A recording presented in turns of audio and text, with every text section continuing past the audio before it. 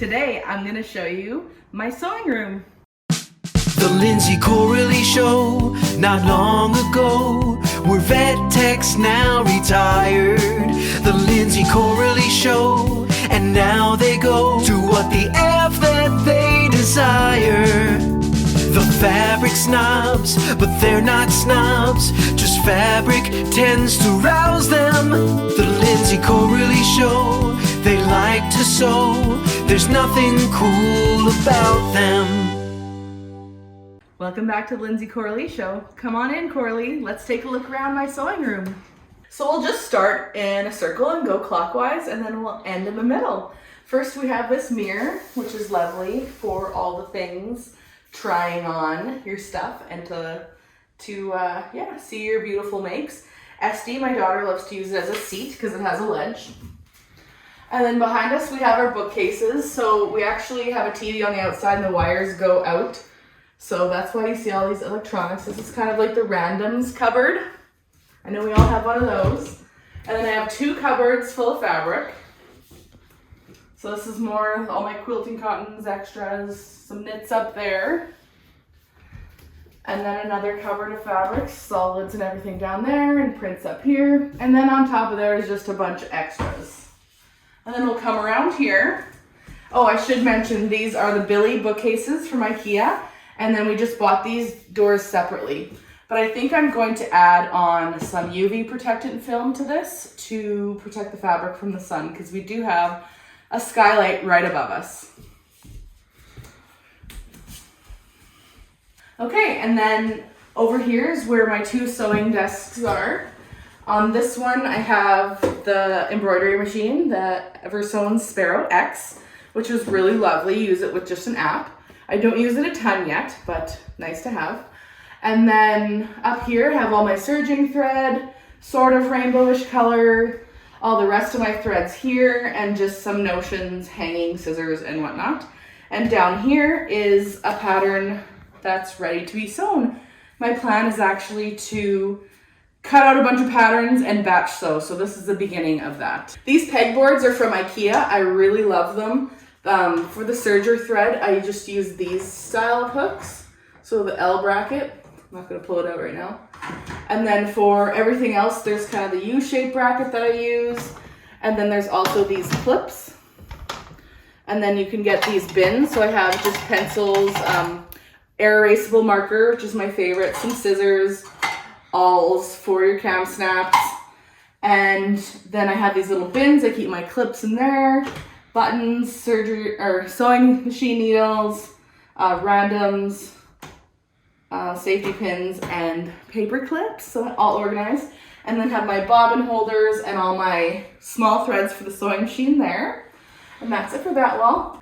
And then of course a plant, because I love my plants. They have to be everywhere in my house, especially places that have light. And then I have my sewing machines, so I have a cover stitch, sewing machine, and my serger all on the same desk. Usually I have two machines per, but I'm using that one table right now for my batch sewing. So I've squeezed them all together until it's time to sew. And then more pegboards. This is actually a wall hanging for my grandma. She made it for me. So that's pretty cool. It's like my favorite color too. I don't know how she knew. I've only known her for a couple of years, so I think that's really special that she's really into quilting, and I owned a fabric store. It's like it was in my blood. And then I just have a couple extra things, little my pad for needles.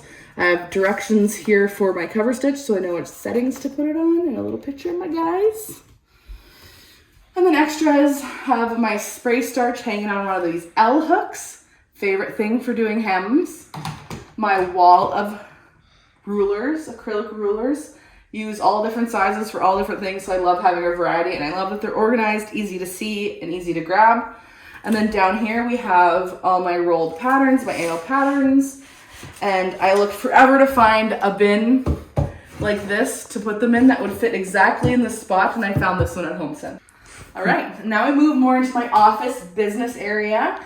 The little bit of sewing left, there is my file folders that I have here for storing patterns. And this is how I store some of my patterns that are ready to go. Not all of them, but You can see all the different ones. I probably need to sort through here for the things that I'm not going to use anymore because it's packed full. And then my desk, my computer, where all the magic happens, fabric design. And yeah, just a little businessy area, printers down there. Not terribly exciting. Oh, I should talk about though. This is my vision board. Everybody should have a dream and a vision board. I'm a big dreamer. So on my vision board is a Tesla, a vacation home in Santorini, and a cottage. Keep dreaming. And then we'll move over here, get into the end. This is also filing cabinet. This is all for my paperwork. Boring. We have my project planning board so I can keep myself organized and don't feel overwhelmed. So I can cross off when it's completed and I can try to plan my fabrics that I'm using and that kind of stuff. And of course below that, plants and a little bit of kinetic sand for Mummy because this is so soothing to play with. And then down below I just have my iron stored. And then we have my dying orange tree because the cat decided to pee in it. That's why it has tin foil. So I'm hoping it'll come back to life. It does have a little orange. Come see my little orange. It's still growing. So we have hope. And then the last corner of the room, got a backdrop set up. I have a clothing rack. Right now it has some random stuff on it. Lighting for shooting videos. But it has stuff that needs to be altered or hemmed just because I didn't have the right cover stitch color. Just random projects.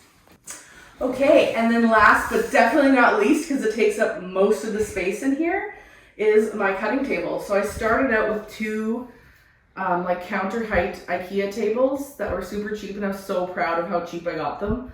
Well, when you like leaned over to cutting them, they just like moved away from you. So very quickly we decided we would build our own. So we made them out of IKEA kitchen cupboards, put those on casters, and then ordered a custom sized countertop for the top. So it probably cost, I want to say $1,500 to make. So it's definitely not the cheapest option, but I'm so thankful because it also added extra storage to the room. Before, the tables I had nothing underneath. So it was just a huge amount of space wasted. So once you take a look at my drawers, this is kind of my crafty cupboard. I have all sorts of random craft things in here, watercolor paints, gem painting, fun things, tech stuff. And then this one is where I store my folded AO patterns. So even more patterns in there. And then in here's right now, it's just random photography, other items, clothes I have for sale on Poshmark. And same with here, sewn items, other stuff. I give these for gifts, so I have like a stash of baby gifts in here. And then on the other side, I have a drawer. This is all for all my notions, and there's a couple random things in here, but things I want to grab when I'm cutting or sewing, just something that's really quick. This is all my elastics, unfinished project bin. We all have one of those.